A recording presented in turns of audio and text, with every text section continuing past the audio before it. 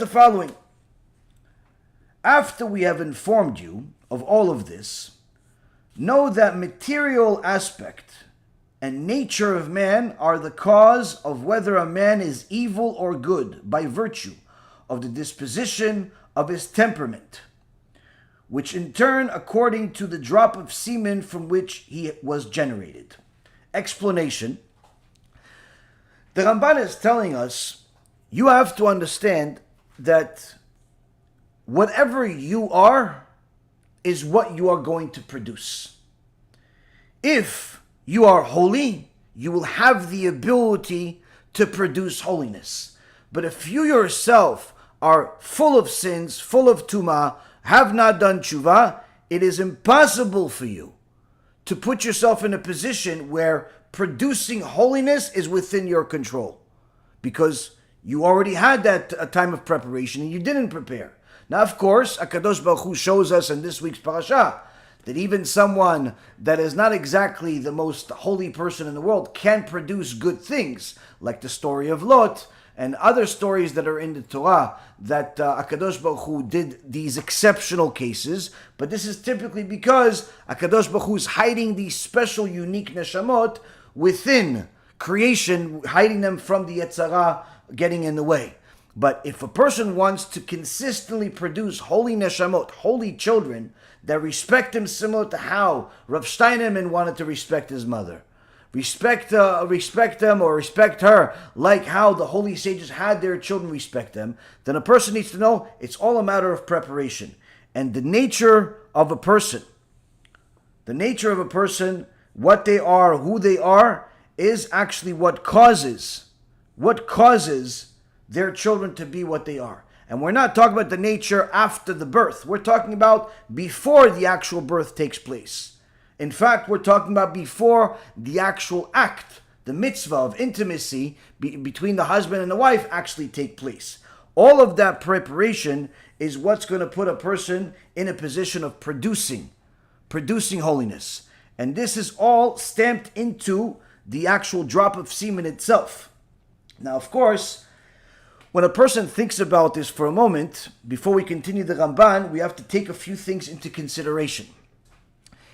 It's not all based on the man, of course. In fact, there is more relying on the woman than there is relying on the man. The Chazal teaches us in the Gemara that Isha ikar ka'olam, that the woman is in essence, the foundation, the ground. But she's called karka olam. But when it comes to relations, as far as active intimacy, this is also the way we treat the woman in a sense of halacha. Why? Because the woman is passive in the act itself. So now, this is one of the things that we need to know, this halachic description of the woman being the ground, being the foundation, being karka olam, as they call it. It's important for us to know this for different reasons. One of the reasons, for example, is for all of those heretics or all of those people that are confused, or simply the people that are ignorant, or simply the people that just don't know and want to know for good reasons. How did HaKadosh Baruch Hu allow Esther, the holy Esther HaMalkah, from the story of Purim, or Yael that was a holy woman that we hear about during Chanukah that's coming up? How are they allowed to not only be with goyim, which, it's certainly forbidden for a Jew, whether it's a Jewish man or a Jewish woman, to be intimate with a non-Jew, needless to say, to marry them? How did HaKadosh Baruch Hu allow this to happen, and in fact even produce a son that was a good son for Esther? Daryavish was a person that was one of us, and he actually allowed the rebuilding of the Bet HaMikdash and respected Chachamim. How did HaKadosh Baruch Hu allow this to happen and to come from an evil person like Achashverosh, who was intimate with Esther? So because Esther, she's a woman, she's karka olam, she's passive, there's the halachic permission when it's not within her choice, meaning she doesn't want to do it, and if she refuses, she'll get killed, therefore she's allowed. This type of permission is never allowed for a man, meaning even if somebody goes to a man and tells him either do this with this woman or man or whatever it is, or we'll kill you, he has to die for it. But a woman doesn't have that same obligation, meaning that if she's either with somebody that she doesn't want to be with, or death, she's allowed to be with that person because she is karka olam. Now, as far as the production of holy children, it's important for a person to know that if you want a remote chance of producing holy children, you have to understand that it all begins with having a holy karka, a good foundation, a holy foundation.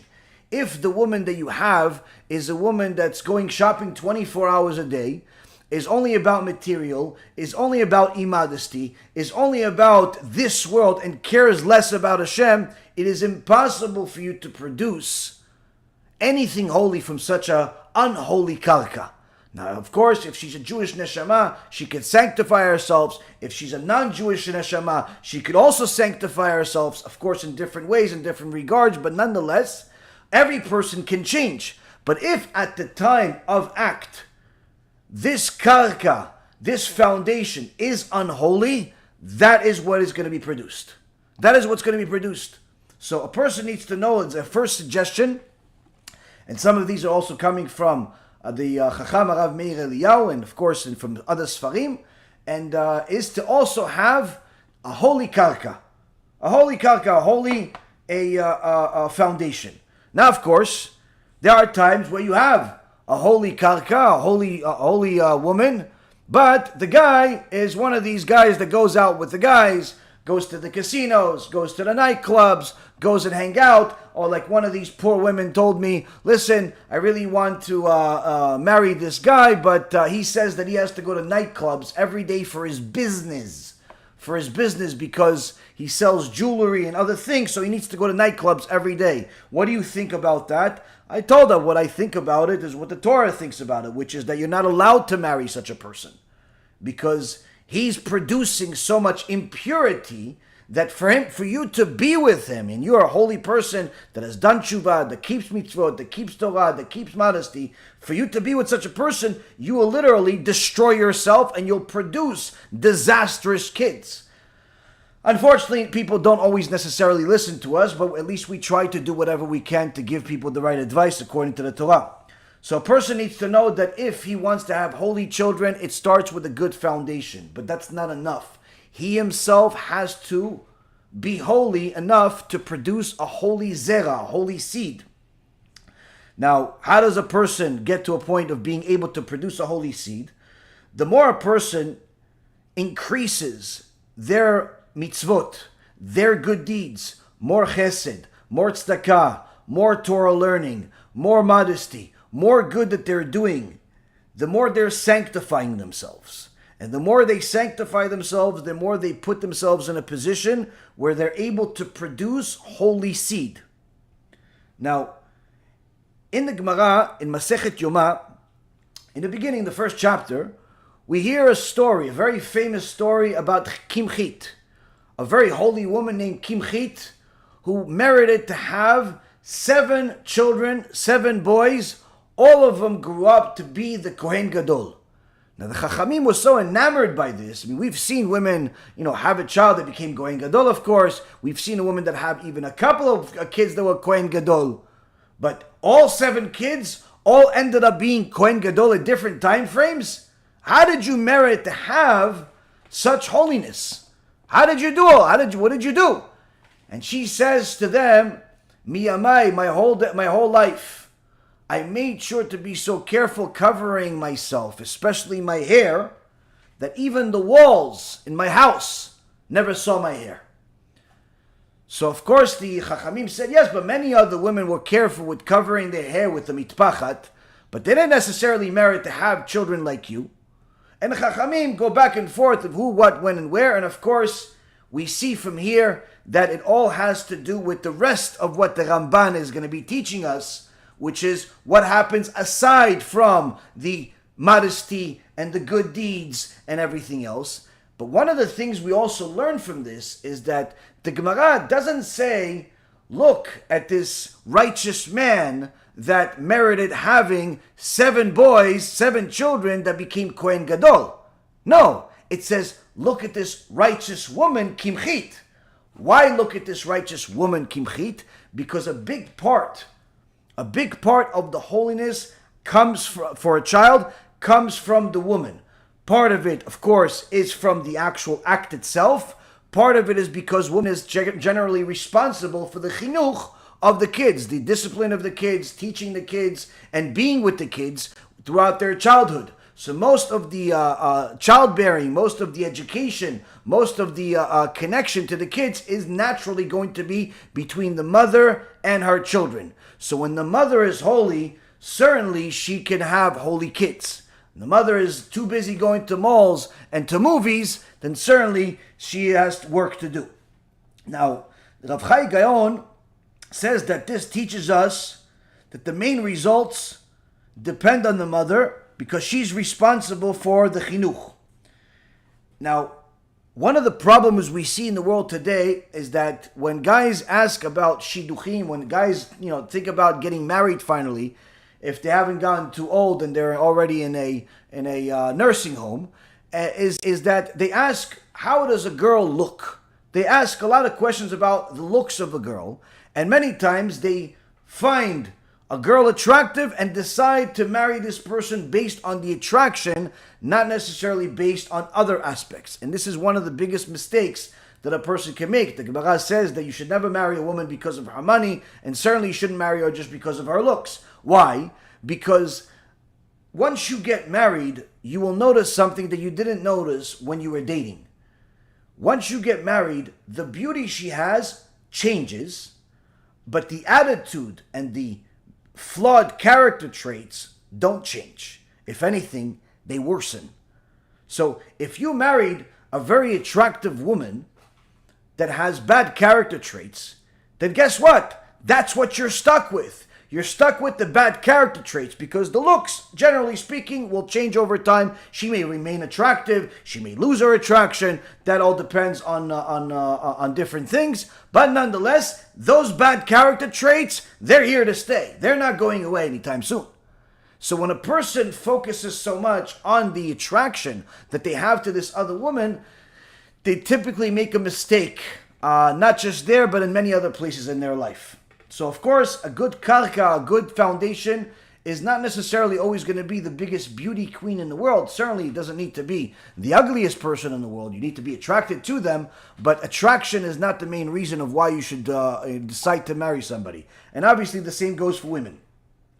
Now, the Zohar Kadosh says that one of the things that a man that wants to have holy children needs to do is to make sure to marry the daughter of a Talmid Chacham. Marry the daughter of a Talmid Chacham. You have a Talmid Chacham that you know, he has daughters that are around your age. Try to convince him to allow you to marry the daughters of a Talmid Chacham. And the reason why is because HaKadosh Baruch Hu gives these Talmidei Chachamim holy neshamot. Their children are typically holy neshamot. So certainly if you are going to marry the daughter of a Talmid Chacham, already you've won half the battle. You've already won half the battle. So if you've sanctified yourself, and now you found a daughter of a Talmid Chacham that is a holy neshama due to our parents' actions, you already have a very big part of the battle won. So you already have the ability to produce holy children. You only have a few small things left to do. Now, how do you know if a woman is going to be she has good traits, bad traits, if she has a holy neshama, a bad neshama? There are obviously many different things, but if you don't necessarily have a lot of time and or patience, one of the things that a person needs to look at is how the girl treats her father. If you see a girl disrespect her father, treat him like he's some average Joe, if she calls her father by his first name, if she's overly friendly with her father, if she simply disregards her father, then you can be sure that she will disregard you and disrespect you much more once you get married to her, if you make that mistake. But if you see a young woman that is respectful to our father, fears our father, honors our father, does whatever our father says in a positive way, you have an opportunity to land yourself a very, very good woman. Why? Because the respect she has with her father is something that she can bring into the marriage. Disrespect certainly is brought into the marriage also, and usually it's much worse in the marriage because at least her father is her father, whereas the husband, if she doesn't like him that day, could easily be an ex-husband. So this is also another thing that a person needs to take into his account. But the other reason why the Chachamim say that a person needs to make sure to do whatever they can to put themselves in a position to marry the daughter of a Talmid Chacham is because aside from the fact that there's holy neshamot that Talmidei Chachamim have that bring into the world, aside from the fact that typically they have good midot, also these holy girls typically have the ability to have good kavana, good intentions during the act itself, the act of intimacy, which has a lot of weight in regards to the results that come out of it. Just imagine there's a pot or oven. If you have a certain type of food that requires, let's say, a precise temperature, precise timing, and you have something that can make sure that happens, then certainly your food will come out much better. But if you have one of these ovens that's from the early 1900s, you're not really sure what temperature it's going to be, you're not really sure when it's going to turn on or turn off, then certainly you are putting yourself in a much bigger risk that it's not going to perform like you want it to. A holy woman is able to have the right mindset and not only think about the lustful things that she has, the lust, the enjoyment, this physical enjoyment from the act, but also have the mitzvah in our mind to produce children when there's the act also. Now, of course, there is a joy in it, but at the same token, if that's the only thing that's on her mind, needless to say, if that's the only thing that's on the man's mind, the enjoyment part of it, it's typically not going to produce anything holy. Perhaps it's going to produce a little puppy you could add to your life, but it's not going to produce a Talmid Chacham that's going to bring holiness to the world and light to the world. Now, another thing that a person needs to do in order to put themselves in this position that the Ramban is talking about as far as putting themselves in a way that they can actually produce holiness is a person needs to do tshuva before the act itself. In fact, the Ramak says in his commentary on the Zohar, Parashat Vayekel, in his Sefer Or Yakar, on page 205, the Ramak says that a person should fast and do tshuva on the day that he plans on being intimate with his wife. Why? The Ramak says because the person, we learned this from the Zohar Parashat Mishpatim, page 25a. He says that the person produces his own image, and that whatever his actions are reproduced. How so? Whatever his actions are, they stamp the seed itself. And therefore, if he made a sin during that time frame, during that day, without doing tshuva, that stamp that's full of sins goes into the seed, and thereby is what actually turns into a child, brought into the world. And the Zohar Parashat Mishpatim gives an example. That if a person accidentally, not on purpose, if it's on purpose, it's a completely different disaster. But if a person accidentally, a Jew accidentally ate milk and meat together, they eat milk and meat together, which is obviously forbidden, that person, even though it's an accidental sin, until they do full tshuva for it, that person will have the image of a deer that's been stabbed, as some type of pole or sword going through it, floating over his head for 40 days. And the Zohar says that if that person produces a neshama, meaning he's intimate with his wife, during the time that he has this deer floating all his head because he made this accidental sin, then that neshama, that seed that he brings to the world, is going to be coming from the sitra achra, meaning he's going to come from the place of impurity, certainly this person that he's producing is going to be one of the biggest regrets of his life, and certainly a regret for his wife's life. So a person needs to know that the preparation is not just about having nice music, having a nice laugh, having nice this and having nice that. It's also about doing tshuva.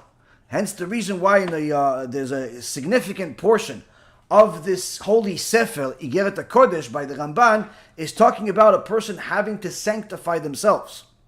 Now, the Ramban continues and he says, therefore, since the union of a man with his wife is the cause of the sanctifying or the desecration of God's name, according to the sons that he produces, he commanded us, meaning Hashem. Hashem commanded us in this and warns us, saying that we must sanctify ourselves at the time of marital union, as by the understanding we received from our sages from the verse in the book of Leviticus, chapter 15, verse 31, which says,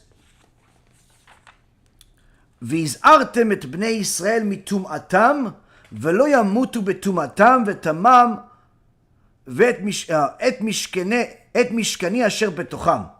הקדוש ברוך הוא says in Parashat Metzorah, book of Leviticus, chapter 15, verse 31, you shall separate the children of Israel from their impurity, from their contamination, and they shall not die as a result of their contamination.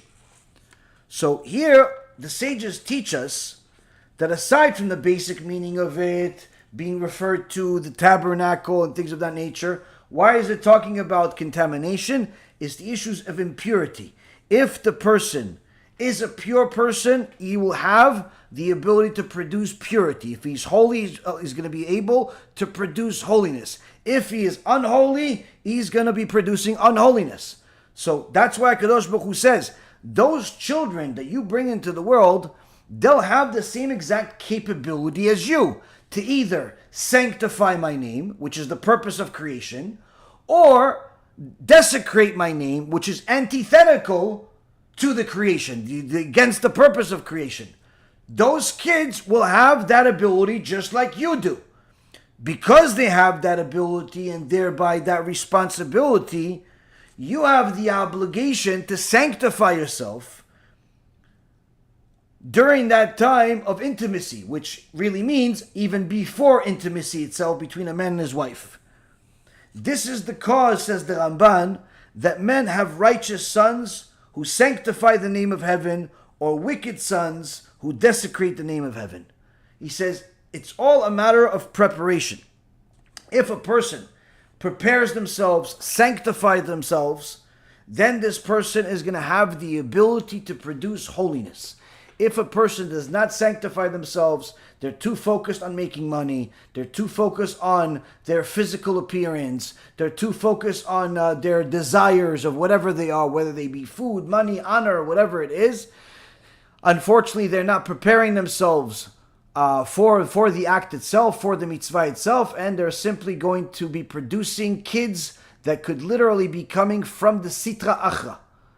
And then people are surprised, oh, how come my son, doesn't want to go to yeshiva anymore? Oh, how come my son is already addicted to pornography? He's only 8, 9 years old. How come my son doesn't want to be my son? He wants to be my daughter. How come my daughter already wants a boyfriend at 12 years old? How come my daughter already is active, sexually, and she doesn't seem like she even looks like she went through puberty? How come? The how come is because of you. Don't be angry at the kid.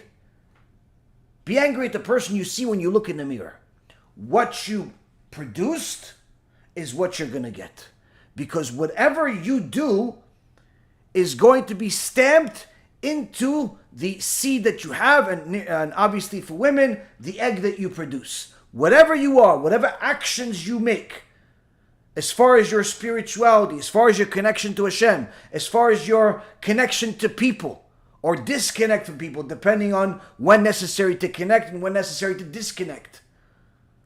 The way you serve Hashem is what is going to be stamped into what you produce. And that is going to be your image in that kid. It's not a coincidence that parents have children that look like them and act like them. It's not a coincidence.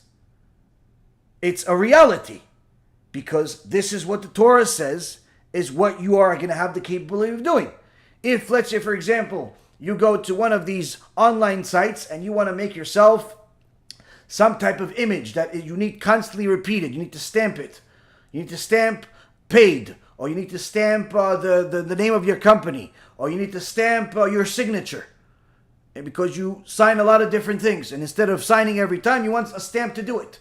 Now you're going to pay a company a few dollars to make you this stamp. And each time you stamp that piece of plastic or something, other material is going to be pressed on the ink and then pressed on whatever you're stamping it on, whether it be a box or a piece of paper or whatever it is. Now, if you change the ink, let's say, for example, you have this stamp and the stamp is of your signature. Anytime somebody sees that signature, they're going to know it's you. You're the only one that have the stamp. You're the one that's responsible for it. Now, if you decide, you know what? When I bought the stamp, I like the color blue. But today, I don't really like the color blue. I prefer the color red. And you buy red ink. And you connect it to this stamp. And now you have red ink. Once you stamp, is that signature going to change? No. It's just going to be a different color. The signature image itself will remain exactly the same. It's just a different color. This means that if you are serving Hashem the right way, you're going to have a certain stamp that you produce. If you're serving Hashem the wrong way, that's also going to be a stamp that you produce. If you're serving the right way, it'll produce, for hypothetically speaking, a blue stamp. It's your stamp. There's nobody else's stamp that looks like yours.